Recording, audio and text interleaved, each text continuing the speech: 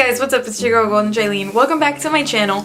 Today's video is going to be a little different. It's not going to be a tutorial review. I'm going to be talking about how I feel about limited edition products. I kind of hate it. I don't understand why brands go through the effort of making a product just to take it away. If you follow the whole limited edition concept, the product is not supposed to come back. Now, a lot of times the products become permanent, and I don't understand that either. Of course, if the product is amazing, then I think it should be permanent, but if the brands thought this product was going to be successful, why are they limited edition, you know? Why? I don't understand the point of going through all the work and all the effort coming up with a product and coming up with shades or coming up with the packaging, coming up with names, just so the product can disappear. Sometimes I like when products are limited edition and then permanent, but I also kind of hate when they do that as well.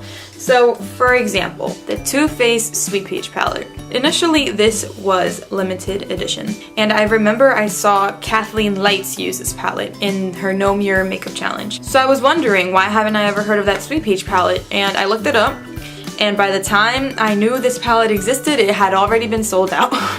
So I actually tweeted, I was one of those people that tweeted Too Faced asking, hey, can you please bring this palette back? Not only did they bring this palette back, but they brought back a bunch of other products. There were lip glosses, and there was also this Sweet Peach Glow palette. It has a highlighter, a blush, and a bronzer. They said it was limited edition. They specifically said there is limited supply, so get this while you can. And they told us the launch date, the launch time. I remember I had to wait in line, in a cyber line or whatever, because it was only available online. I waited all night to get these two palettes just so they could say that they're now permanent. That's really, really disappointing. And Too Faced has done that plenty of times. They did it with the Clover palette. The Clover palette is supposed to be limited edition. I remember I got a text, because I get texts from Too Faced when their products come out, and I remember wanting to get this palette, and they said the Clover palette is now available, it is limited edition.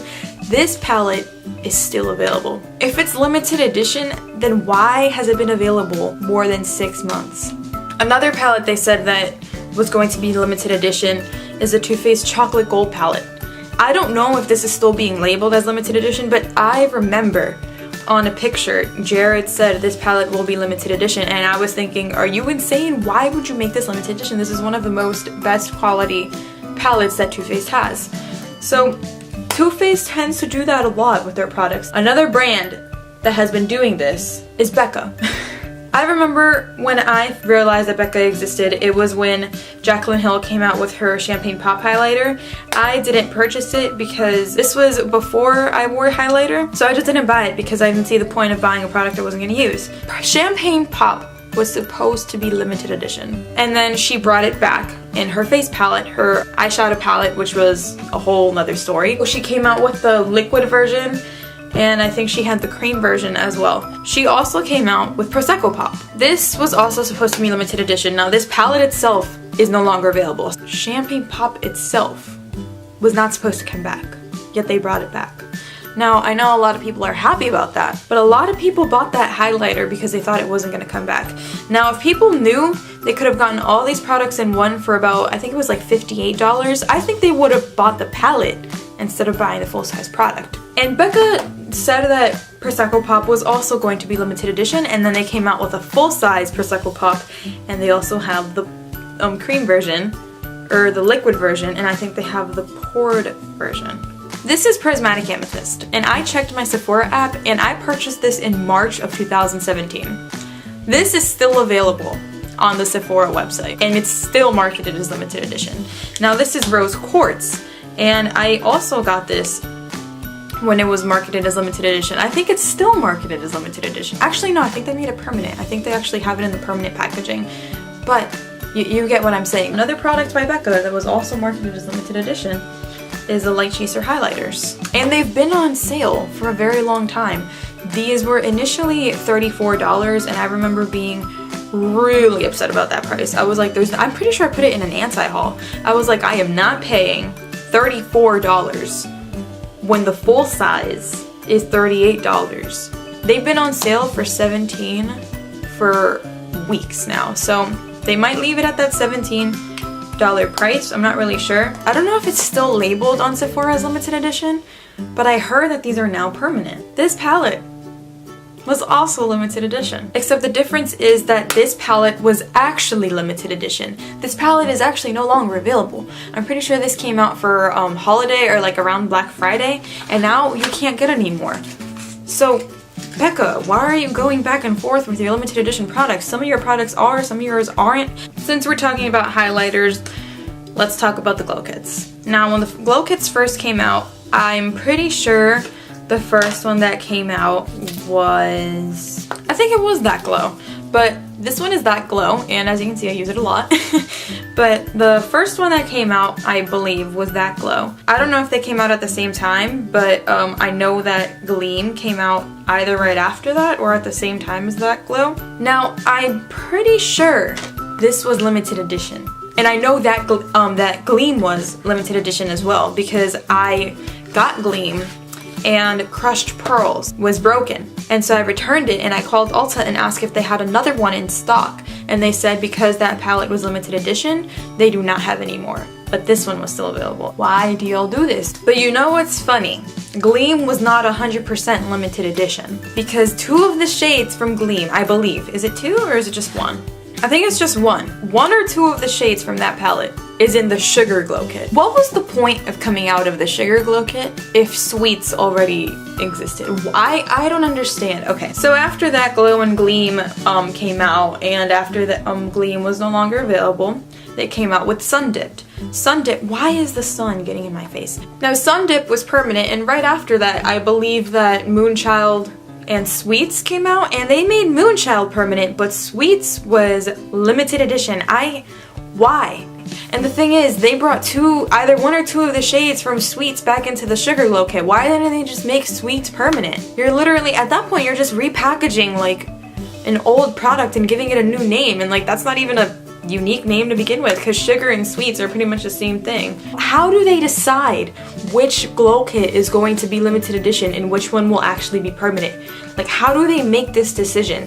And I actually bought the Sugar Glow Kit immediately because I did not want to miss out. Like I said, FOMO. Sorry, there's a hair on my arm and tickling me. Oh, I found it. I did not want to miss out on those shades that I missed in Gleam and Sweets. So I bought the Sugar Glow Kit immediately, and this one's permanent. If this sun don't get out of my face. But yeah, I did the same thing with the Makeup Geek and Kathleen Light's highlighter palette. I didn't want to miss out because it was considered limited edition, and I just looked it up before this video. This palette is still available. And you know, it's not just high-end brands, because low-end brands do the same thing, like Wet n Wild with their Mega Glow highlighting powders. These came out and the internet blew up. I think there was only 2 shades when they first came out with them, and everyone wanted these to be permanent, so I feel like it would have been a bad decision of Wet n Wild to not make these permanent. And then they came out with a bunch of different shades. Kat Von D did that with her Alchemist palette. I remember this was limited edition, and I told myself, I don't need that, let me not buy it, because I have the Moonchild Glow Kit. And all of a sudden, one day it's permanent. And I did end up buying it.